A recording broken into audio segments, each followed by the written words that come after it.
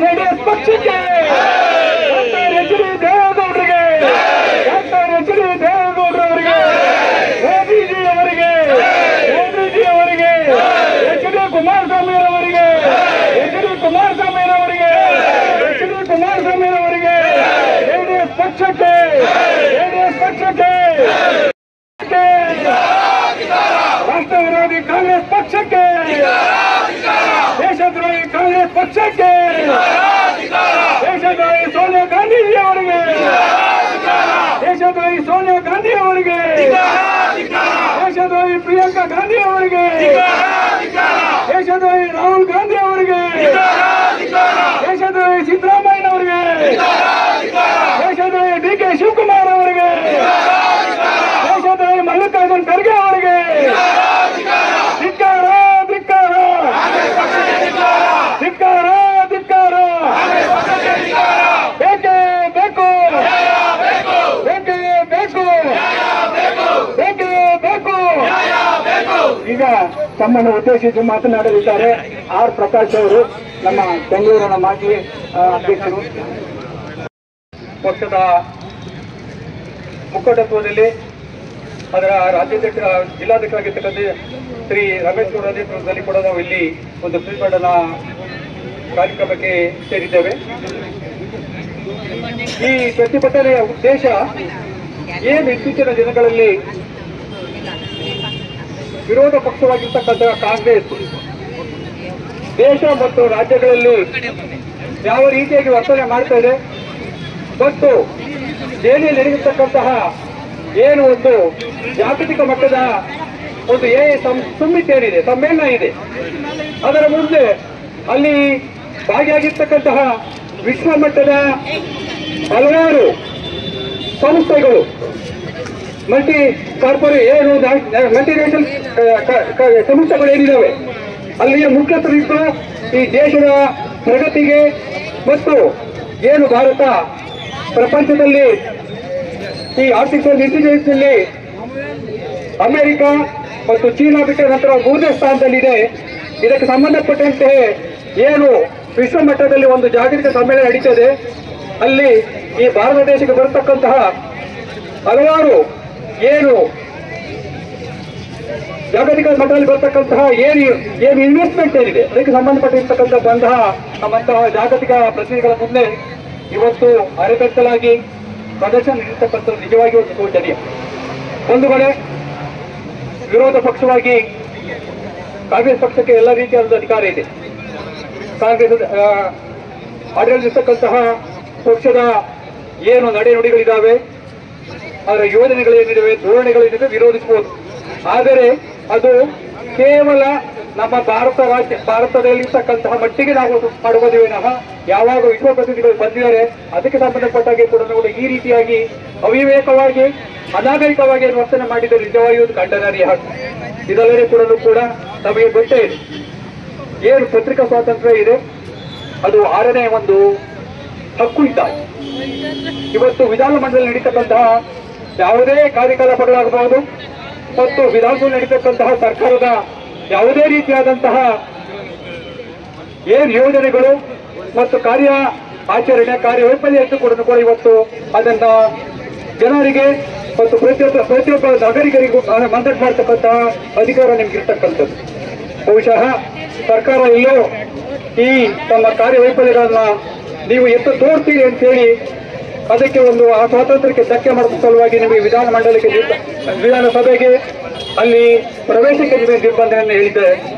ಬಂಧುಗಳೇ, ಬಹುಶಃ ತಮಗೆ ಗೊತ್ತಿರುವ ಹಾಗೆ ವಿಧಾನಸಭೆ ವಿಧಾನ ಪರಿಷತ್ತಿನ ಕಾರ್ಯಕಲಾಪಗಳಾಗಲಿ ಅಲ್ಲಿ ನಡೀತಕ್ಕಂತಹ ಏನು ಬೇರೆ ರೀತಿಯಾದಂತಹ ಕಾರ್ಯಕಲಾಪಗಳಿಗೆಲ್ಲ ಉಸ್ತುವಾರಿಗೆ ಅಲ್ಲಿಯ ಸ್ಪೀಕರು ಮತ್ತು ಚೇರ್ಮನ್ಗಳಿಗೆ ಕಾರಣ. ಅವರ ಅನುಮತಿ ಇಲ್ಲದೆ ಸರ್ಕಾರ ತನ್ನದೇ ಆದಂತಹ ಒಂದು ಅಧಿಕಾರಿಶಾಹಿಯನ್ನ ಒಂದು ಈ ರೀತಿಯಾಗಿ ನಿರ್ಬಂಧ ಇರತಕ್ಕಂಥ ಖಂಡನೀಯ. ಇವತ್ತು ನಾವೇನು ಇಲ್ಲೆಲ್ಲ ಸೇರಿದ್ದೇವೆ, ಏನು ಕಾಂಗ್ರೆಸ್ ಪಕ್ಷ ವಿಶ್ವ ಜಗತ್ತಿನಲ್ಲಿರ್ತಕ್ಕಂತಹ ಏನು ಪ್ರತಿನಿಧಿಗಳು ಬಂದಿದ್ದಾರೆ ಅವರ ಮುಂದೆ ನಡೆದುಕೊಂಡಂತಹ ರೀತಿ ಮತ್ತು ನಿಮ್ಮ ಏನು ಪತ್ರಿಕಾ ಸ್ವಾತಂತ್ರ್ಯವನ್ನು ಕಳಿಸಿದ್ದಾರೆ ಇದರ ವಿರುದ್ಧವಾಗಿ ನಾವು ಪ್ರತಿಭಟನೆ ಮಾಡ್ತಿದ್ದೇವೆ. ಬಹುಶಃ ನಾವು ಇಲ್ಲಿ ಮೊಂಬತ್ತಿಯನ್ನು ಹಚ್ಚಿ ಅವರಿಗೆ ಒಂದು ಬೆಳಕು ಕಾಣಲಿ, ಮುಂದಿನ ದಿನಗಳಾದ ಕೂಡ ಒಂದು ಒಳ್ಳೆಯ ರೆಸ್ಪಾನ್ಸಿಬಲ್ ಅಪೋಸಿಷನ್ ಕೆಲಸ ಮಾಡಲಿ ಅಂತ ಹೇಳ್ತಕ್ಕಂಥ ದೃಷ್ಟಿ ಸೇರಿದ್ದೇವೆ. ಇವತ್ತೆಲ್ಲರೂ ಕೂಡ ನೀವು ಬಂದಿದ್ದೀರಿ. ದಯಮಾಡಿ ಎಲ್ಲರೂ ಸೇರಿ ಈ ಸರ್ಕಾರದ ವಿರುದ್ಧ ನಾವು ಎಲ್ಲ ರೀತಿಯಾದಂತಹ ಇವರ ಧೋರಣೆಗಳನ್ನು ಕೂಡ ಮತ್ತು ಇವರ ಏನು ಸಾರ್ವಜನಿಕ ಜೀವನದಲ್ಲಿ ಏನೇನು ನಡೆಸ್ತಾ ಇರೋದನ್ನ ಕೂಡ ನಾವು ಖಂಡನೆ ಮಾಡೋ ಅಂತ ಹೇಳಿ ನಾವು ಸೇರಿದ್ದೇವೆ. ನಮ್ಮ ಜಯಕ್ಕೆ ಎಲ್ಲರೂ ಸಹಕಾರ ನೀಡಬೇಕೆಂದು ನಾನು ಕೋರ್ತೇನೆ. ಬಂಧುಗಳೇ, ಇವತ್ತು ಬೆಂಗಳೂರು ಮಹಾನಗರ ಜನತಾದಳ ವತಿಯಿಂದ ಕಾಂಗ್ರೆಸ್ ಪಕ್ಷದ ಒಂದು ಧೋರಣೆಯನ್ನ ಧಿಕ್ಕಾರ ಮಾಡಿ ಇವತ್ತು ಪ್ರತಿಭಟನೆ ಮಾಡ್ತಾ ಇದ್ದೇವೆ. ಈ ಒಂದು ಪ್ರತಿಭಟನೆಯಲ್ಲಿ ಬೆಂಗಳೂರು ನಗರ ಅಧ್ಯಕ್ಷರಾದಂತಹ ರಮೇಶ್ ಗೌಡರು ಜೊತೆಯಲ್ಲಿದ್ದಾರೆ. ನಮ್ಮೆಲ್ಲರಿಗೂ ಮಾರ್ಗದರ್ಶಕರು ಹಿರಿಯರಾದಂತಹ ತಿಪ್ಪೇಸ್ವಾಮಿ ಸರ್ ಇದ್ದಾರೆ. ಮಹಿಳಾ ಘಟಕದ ಅಧ್ಯಕ್ಷರಾದ ಶೈಲಜಮ್ಮನವರಿದ್ದಾರೆ. ಎಲ್ಲ ನಮ್ಮ ಪಕ್ಷದ ಹಿರಿಯ ಮುಖಂಡರುಗಳು ಬೆಂಗಳೂರು ನಗರದ ಎಲ್ಲರೂ ಕೂಡ ಇವತ್ತು ಬಿಡುಗಡೆದ ಕಾರ್ಯಕ್ರಮಗಳ ನಡುವೆ ಕೂಡ ಇವತ್ತು ಹಲವಾರು ಕಡೆ ಮದುವೆ ಕಾರ್ಯಕ್ರಮ ಬಂಧುಗಳದ್ದು ಸ್ನೇಹಿತರಿದೆ. ಅದನ್ನೆಲ್ಲ ಬಿಟ್ಟು ಪಕ್ಷದ ಕರೆಗೆ ಹೋಗ್ಬಿಟ್ಟು ಇವತ್ತು ಅರ್ಥ ಇರತಕ್ಕಂಥದ್ದು ಇವತ್ತು ನಮ್ಮ ದೇಶದ ಮರ್ಯಾದೆಯನ್ನೇ 125 ವರ್ಷಗಳ ಕಾಲ ಏನು ನಮ್ಮ 125 ವರ್ಷ ಆಗಿದೆ ನಮ್ಮ ಪಕ್ಷ ಬಂದು ಅಂತ ಹೇಳ್ಕೊಳ್ತಕ್ಕಂಥ ಕಾಂಗ್ರೆಸ್ ಪಕ್ಷ ಇವತ್ತು ಸಂಸ್ಕಾರ ರಹಿತವಾಗಿ ಆಚಾರ ಇಲ್ಲದೆ ಇರತಕ್ಕಂಥದ್ದು, ಸಭ್ಯತೆ ಇಲ್ಲ ಅನ್ನೋ ಮರೆತು ಇವತ್ತು ಒಂದು ಪ್ರಬುದ್ಧ ವಿರೋಧ ಪಕ್ಷವಾಗಿ ಇರಬೇಕಾಯ್ತಂತ ಕಾಂಗ್ರೆಸ್ ಪಕ್ಷ ಜೋಕರ್ಗಳ ರೀತಿಯಲ್ಲಿ ಇವತ್ತು ನವದೆಹಲಿಯಲ್ಲಿ ನಡೀತಿದ್ದಂತ ಒಂದು ಆರ್ಟಿಫಿಷಿಯಲ್ ಇಂಟೆಲಿಜೆನ್ಸ್ ಇವತ್ತು ಇಡೀ ಜಾಗತಿಕ ಏನು ಹಿಂದೆ ಭೂಸಾಗರದಲ್ಲಿ ದುಡ್ಡನ್ನು ಹೊಡೆದಿದ್ದಂತ ಈ ಕಾಂಗ್ರೆಸ್ ಪಕ್ಷ ಇವತ್ತು ದೇಶದ ಮರ್ಯಾದೆಯನ್ನ ಹರಾಜಾಗ್ತಕ್ಕಂಥದ್ದು, ಬೆತ್ತಲೆಯಾಗಿ ಶೆಡ್ಗಳನ್ನ ಬಿಚ್ಚಿಕೊಂಡು ಅಲ್ಲಿ ಹೋಗಿ ಕೇವಲ 8 ಜನನ ಕಳಿಸಿ ಆ ಒಂದು ಸಭೆಯನ್ನ ಹಾಳು ಮಾಡ್ತಕ್ಕಂಥದ್ದು ಒಂಥರ ನೀಚ ಬುದ್ಧಿಯನ್ನ ಕಾಂಗ್ರೆಸ್ ಪಕ್ಷ ಹೊರಡಿಸಿದೆ. ನನ್ಗಾರು ಅನ್ಸೋದಿದೆ ಆ ಕಾಂಗ್ರೆಸ್ ಪಕ್ಷಕ್ಕೆ ಮೆದುಳು ಬ್ರೈನ್ ಅನ್ನೋದು ಏನೇನ ಇದ್ರೆ ಅದು ಸತ್ತೋಗಿದೆ, ಅದರ ನಾಯಕತ್ವ ಸತ್ತೋಗಿದೆ. ರಾಹುಲ್ ಗಾಂಧಿ ಅವರು ಈ ದೇಶದ ಪ್ರಬುದ್ಧ ಜವಾಬ್ದಾರಿ ನಾಗರಿಕರಾಗಿ ಮೊದಲು ವರ್ತಿಸಬೇಕು. ಅದಾದ ನಂತರ ವಿರೋಧ ಪಕ್ಷದ ನಾಯಕರಾಗಿ ಹೊರತಕ್ಕಂಥದಕ್ಕೆ ಅವಕಾಶ ಇದೆ. ಇದೊಂದು ಒಳ್ಳೆ ಒಂದು ಅರ್ಥವಾದಂತ ಕಾರ್ಯಕ್ರಮವನ್ನ ನಮ್ಮ ಪಕ್ಷ ಇವತ್ತು ಏರ್ಪಾಡು ಮಾಡಿದೆ. ನಮ್ಮ ತಿಪ್ಪೇಸ್ವಾಮಿಯವರ ಮಾರ್ಗದರ್ಶನದಲ್ಲಿ ಇವತ್ತೇನು ಈ ಹೋರಾಟ ನಡೀತಾ ಇದೆ, ಎಲ್ಲರೂ ಕೂಡ ಭಾಗವಹಿಸಿದ್ದೇವೆ. ನಾವು ಕಾಂಗ್ರೆಸ್ ಪಕ್ಷ ಮುಂದಿನ ದಿನಗಳಲ್ಲಾದ್ರೂ ಕೂಡ ನಮ್ಮ ದೇಶದ ಏನಿವತ್ತು 3ನೇ ಜಾಗತಿಕವಾಗಿ ಆರ್ಥಿಕವಾಗಿ ಪ್ರಬಲ ಆಗಿರ್ತಕ್ಕಂಥ ನಮ್ಮ ಭಾರತ ದೇಶ 3ನೇ ದೇಶ ಆಗಿದೆ. ಹಲವಾರು ರಂಗಗಳಲ್ಲಿ ಇವತ್ತು ನಮ್ಮ ದೇಶ ಮುನ್ನುಗ್ತಾ ಇದೆ. ಇವೆಲ್ಲವನ್ನ ಜಯಿಸಿದೆ ಕಾಂಗ್ರೆಸ್ ಪಕ್ಷಕ್ಕೆ ಅಜ್ಞಾನ ಬೇಕು, ಅನಾಗರಿಕತೆ ಬೇಕು. ಇದನ್ನ ಮಾತ್ರ ಜನರನ್ನ ಎತ್ಕೊಳ್ತಕ್ಕಂಥದ್ದು, ಕೇವಲ ನೆಗೆಟಿವ್ ಥಾಟ್ಸ್ ಗಳನ್ನ ಯೋಚನೆ ಮಾಡ್ತಕ್ಕಂಥ ಯಾವ್ದಾದ್ರು ಪಕ್ಷ ಈ ದೇಶದಲ್ಲಿ ಇದೆ ಅಂದ್ರೆ ಅದು ಕಾಂಗ್ರೆಸ್ ಪಕ್ಷ. ಈ ಪಕ್ಷವನ್ನ ಸಂಪೂರ್ಣವಾಗಿ ಕಿತ್ತೊಯ್ದು ಹೋಗಿರ್ತಕ್ಕಂಥ ಕೆಲಸವನ್ನ ಮುಂದಿನ ದಿನಗಳಲ್ಲಿ ದೇಶದ ಜನ ಈಗಾಗಲೇ 3 ರಾಜ್ಯದಲ್ಲಿ ಕಾಂಗ್ರೆಸ್ ಪಕ್ಷ ಅಧಿಕಾರದಲ್ಲಿದೆ. ಮುಂದೆ ಕೂಡ ಆ 3 ರಾಜ್ಯದಲ್ಲೂ ಕೂಡ ಕಾಂಗ್ರೆಸ್ ಪಕ್ಷ ನಶಿಸಿ ಹೋಗ್ತಕ್ಕಂಥದ್ದು. ಕರ್ನಾಟಕದಲ್ಲಿ ಕೊನೆ ಸರ್ಕಾರ ಸಿದ್ದರಾಮಯ್ಯ ನೇತೃತ್ವದಲ್ಲಿ ಅಂತಿಮ ಮಳೆಯನ್ನ ಶಾವದ ಪೆಟ್ಟಿಗೆಗೆ ಅಂತಿಮ ಮಳೆಯನ್ನ ಸನ್ಮಾನ್ಯ ಸಿದ್ದರಾಮಯ್ಯನವರು, ಡಿ.ಕೆ. ಶಿವಕುಮಾರ್ ಅವರು ಒಳ್ಳೆ ಗೂಂಡಗಳ ರೀತಿಯಲ್ಲಿ ನಡ್ಕೊಂಡು ಇವತ್ತು ವರ್ತಿಸ್ತಾ ಇದ್ದಾರೆ. ಇಂತಹ ಸಂದರ್ಭದಲ್ಲಿ ನಾವೆಲ್ಲರೂ ಕೂಡ ಜಾಗೃತರಾಗಿ ಮುಂದಿನ ದಿನಗಳಲ್ಲಿ ನಮ್ಮ ಪಕ್ಷವನ್ನ ಇನ್ನೂ ಸುದೃಢವಾಗಿ ಕಟ್ಟೋಣ ಅಂತ ಹೇಳಿ ಈ ಸಂದರ್ಭದಲ್ಲಿ ಪ್ರತಿಭಟನೆ ಒಂದು ಸಂದರ್ಭದಲ್ಲಿ ಮಾತಾಡಲಿಕ್ಕೆ ಅವಕಾಶ ಮಾಡಿಕೊಟ್ಟಂತ ಎಲ್ಲ ನಮ್ಮ ಪಕ್ಷದ ಮುಖಂಡರಿಗೆ ಹೊಲಿಸಿ ನನ್ನ ಮಾತನ್ನ ಮುಗಿಸ್ತೇನೆ. ಎಲ್ರಿಗೂ ನಮಸ್ಕಾರ. ಕಾಂಗ್ರೆಸ್ ಪಕ್ಷಕ್ಕೆ, ಸಂಸ್ಕೃತಿಯನ್ನು ಕಾಂಗ್ರೆಸ್ ಪಕ್ಷಕ್ಕೆ, ಆಚಾರವಿಲ್ಲದ ಕಾಂಗ್ರೆಸ್ ಪಕ್ಷಕ್ಕೆ, ಬ್ರೈನ್ ಇಲ್ಲದ ಕಾಂಗ್ರೆಸ್ ಪಕ್ಷಕ್ಕೆ.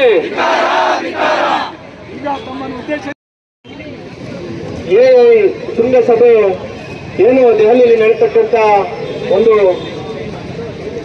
ಇಡೀ ಪ್ರಪಂಚದಲ್ಲಿ ಇರ್ತಕ್ಕಂಥ ಎಲ್ಲ ಗಣ್ಯರು ಈ ಸಭೆಗೆ ಭಾಗವಹಿಸಿರ್ತಕ್ಕಂಥ ಸಂದರ್ಭದಲ್ಲಿ ಈ ಕಾಂಗ್ರೆಸ್ನ ಕಮಂಗಿಗಳು ಇವತ್ತು ಏನು ಅರಗತ್ತಲೆಯ ಒಂದು ಪ್ರತಿಭಟನೆಯನ್ನು ಮಾಡಿದರೆ ಇವರಿಗೆ ತಲೆಯಲ್ಲಿ ಬುದ್ಧಿ ಇಲ್ಲ, ವಿದ್ಯೆ ಇಲ್ಲ ಅಂತೇಳಿ ನಾನು ಹೇಳ್ತೇನೆ.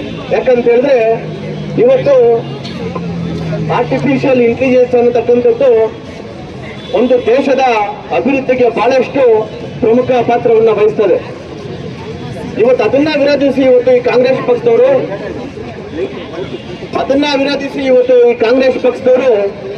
ಇವತ್ತು ಬಹಳಷ್ಟು ದೇಶಗಳಿಂದ ಬಂದಕ್ಕಂತ ಒಂದು ಪ್ರತಿನಿಧಿಗಳ ಮುಂದೆ ನಮ್ಮ ದೇಶದ ಮಾನ ಮರ್ಯಾದೆಯನ್ನ ತೆಗಿತಕ್ಕಂಥ ಕೆಲಸ ಈ ಅಯೋಗ್ಯರು ಮಾಡಿದ್ದಾರೆ. ಹಂಗಾಗಿ ಈ ಒಂದು ಅಯೋಗ್ಯರ ವಿರುದ್ಧ ಇವತ್ತು ನಾವು ಜನತಾದಳದ ವತಿಯಿಂದ ಇವತ್ತು ನಮ್ಮ ನಗರ ಅಧ್ಯಕ್ಷರಾದಂತಹ ರಮೇಶ್ ಗೌಡ್ರವರ ಒಂದು ನೇತೃತ್ವದಲ್ಲಿ ಇವತ್ತು ಈ ಒಂದು ಹೋರಾಟವನ್ನು ಇಟ್ಕೊಂಡಿದ್ದಾರೆ. ಇನ್ನೊಂದಷ್ಟು ಕಾಂಗ್ರೆಸ್ನ ಅವಿದ್ಯಾವಂತರು ಏನ್ ಹೇಳ್ತಾರೆ ಅಂತ ಹೇಳಿದ್ರೆ ಇವತ್ತು ಏನು ನಿರುದ್ಯೋಗಿಗಳು ಆಗ್ಬಿಡ್ತಾರೆ, ಬಹಳಷ್ಟು ಜನಕ್ಕೆ ಉದ್ಯೋಗ ಸಿಗೋದಿಲ್ಲ ಅಂತ ಹೇಳ್ತಾರೆ. ನಮ್ಗೆ ಒಂದು ಉದಾಹರಣೆಯನ್ನ ಕಾಂಗ್ರೆಸ್ ಪಕ್ಷದವ್ರಿಗೆ ಮಾಧ್ಯಮದ ಮುಖಾಂತರ ನಾನು ಹೇಳಕ್ ಬಯಸ್ತೇನೆ. ಇವತ್ತು ಏನೋ ಒಂದು 30-40 ಸೈಟ್ ಅನ್ನ ಆ ಕಾಲದಲ್ಲಿ ದೊಡ್ಡ ಪಾಯ ಆಗಿರ್ಬೇಕಂತ ಹೇಳಿದ್ರೆ ಒಂದು 10 ಜನ 10 ದಿನ ಕೆಲಸ ಮಾಡಬೇಕಾಗಿತ್ತು.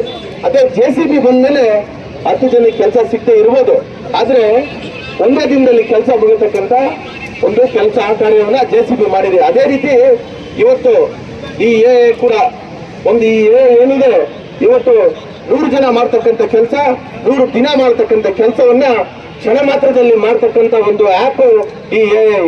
ಇದು ದೇಶಕ್ಕೆ ಬಹಳಷ್ಟು ಉಪಯೋಗ ಆಗ್ತಕ್ಕಂಥ ಒಂದು AI ನ ಇವತ್ತು ಸನ್ಮಾನ್ಯ ನರೇಂದ್ರ ಮೋದಿ ಅವರು ತಂದಿದ್ದಾರೆ.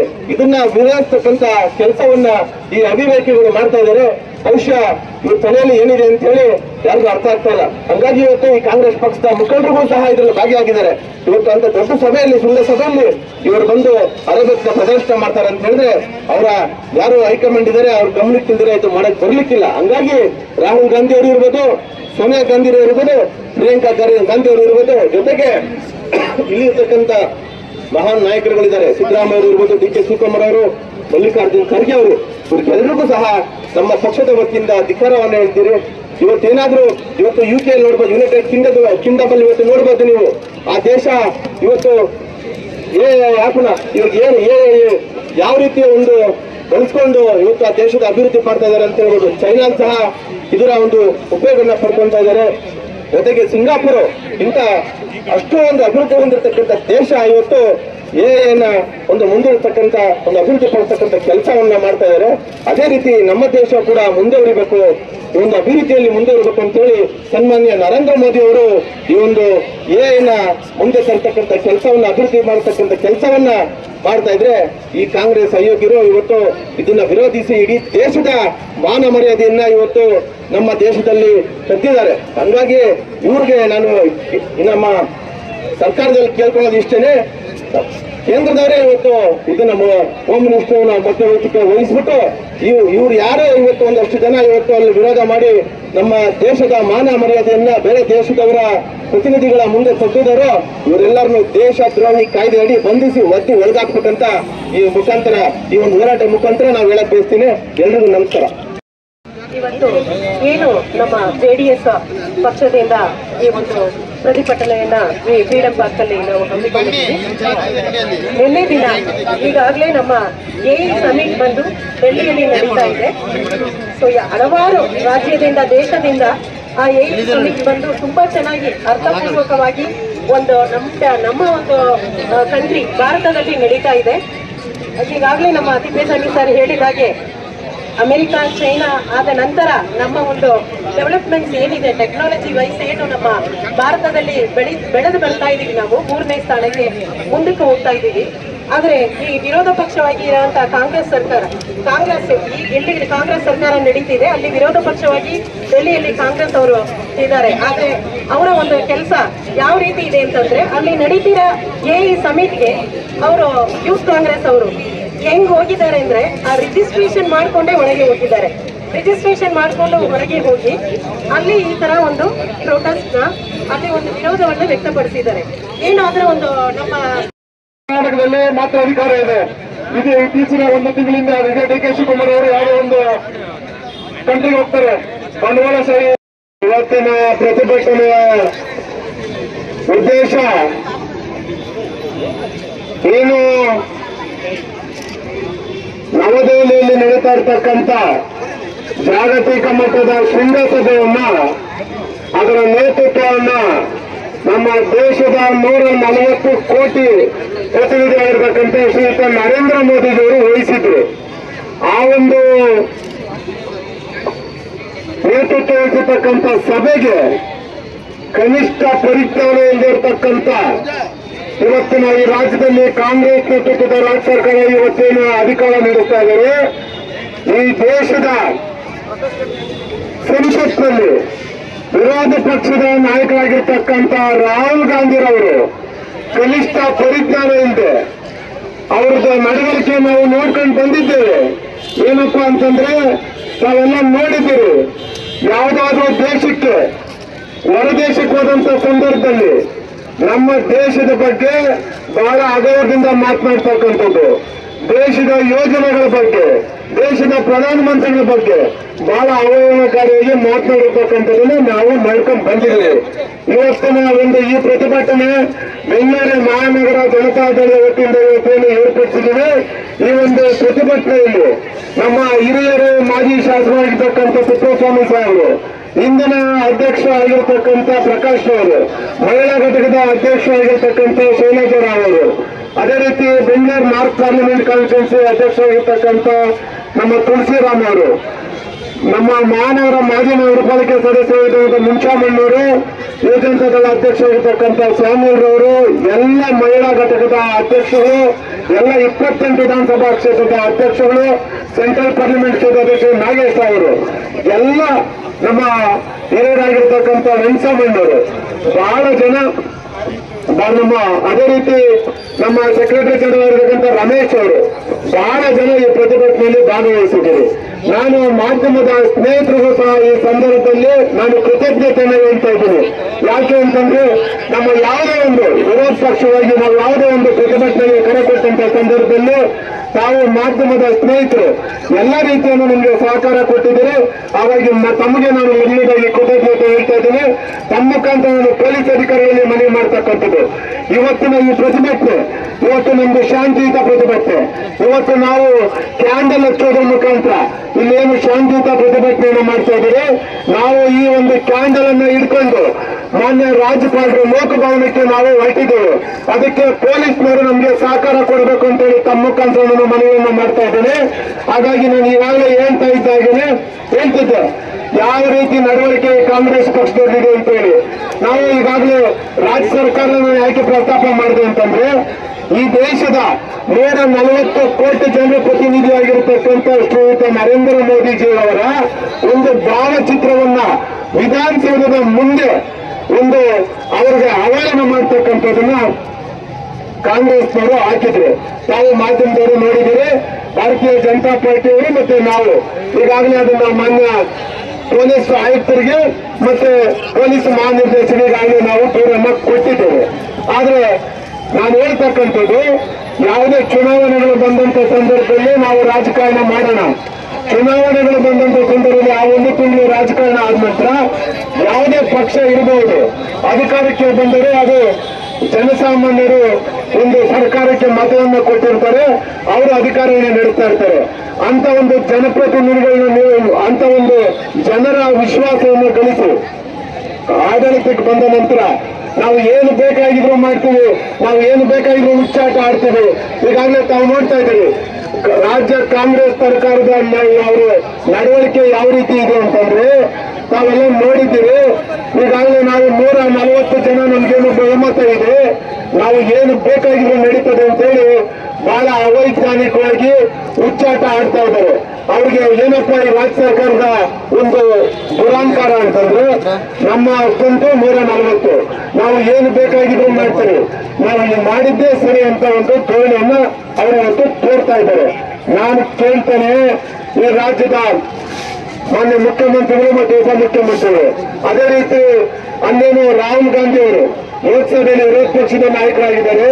ರಾಹುಲ್ ಗಾಂಧೀಜಿರವರು, ನಾವು ನಿಮ್ಮ ಬಗ್ಗೆ ಅಗೌರವದಿಂದ ಮಾತಾಡಲ್ಲ, ನಾವೊಂದು ಕೆಲವೊಂದು ಮಾತುಗಳನ್ನ ಮಾಧ್ಯಮದ ಮುಖಾಂತರ ಕಾಂಗ್ರೆಸ್ ಪಕ್ಷದಾಗೆ ನಾವು ಕೇಳಲಿಕ್ಕೆ ಇಷ್ಟಪಡ್ತೀವಿ.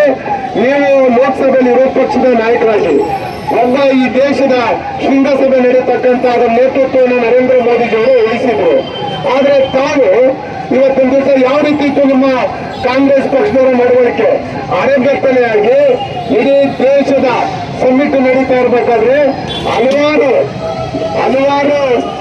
ಸಾಕಷ್ಟು ಬೇರೆ ಬೇರೆ ದೇಶದಿಂದ ಇವತ್ತು ಏನು ಇನ್ವೆಸ್ಟರ್ಸ್ ಆಫ್ ಇಂಡಿಯಾ ಆ ಇನ್ವೆಸ್ಟ್ ಮಾಡ್ಲಿಕ್ಕೆ ಇಲ್ಲೇನು ಬಂದಿದ್ರು, ಆ ಇನ್ವೆಸ್ಟ್ ಮಾಡ್ಲಿಕ್ಕೆ ಬಂದಂತ ಸಂದರ್ಭದಲ್ಲಿ ತಾವು ಇಡೀ ಈ ದೇಶದ ಮುಂದೆ ಕಾಂಗ್ರೆಸ್ನವರು ಇವತ್ತೇನು ನಮ್ಮ ನಡವಳಿಕೆ ಇತ್ತು, ಇವತ್ತು ನಾವು ಮಾತ್ರ ನಿಮ್ಮನ್ನ ವಿರೋಧ ಮಾಡತಕ್ಕಲ್ಲ, ಇಡೀ ದೇಶದ ಮುಂದೆ ಕಾಂಗ್ರೆಸ್ ಪಕ್ಷ ಬೆತ್ತಲೆ ಆಗಿದೆ.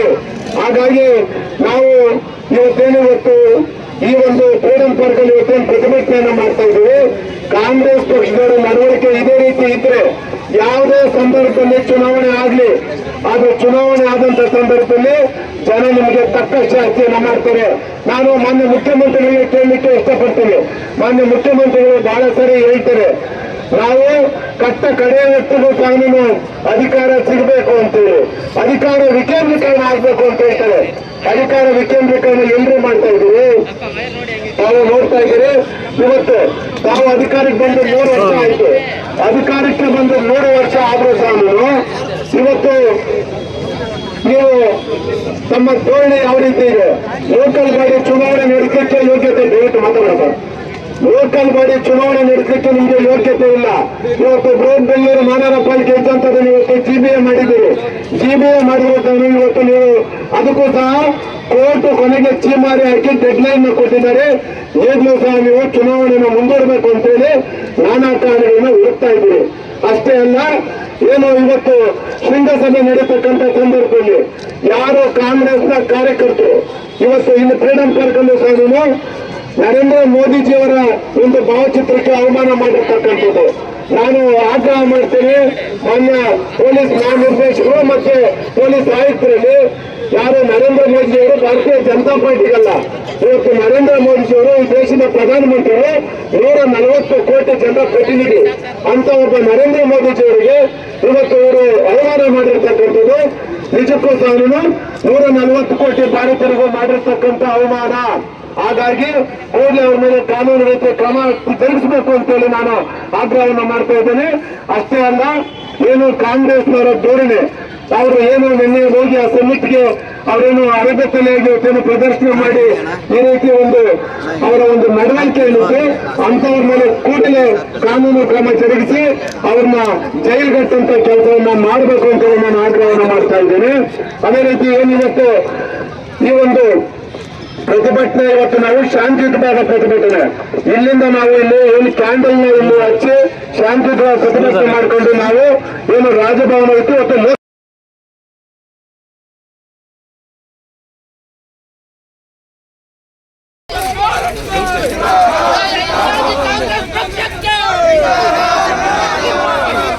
ಕಾಂಗ್ರೆಸ್ ಪಕ್ಷಕ್ಕೆ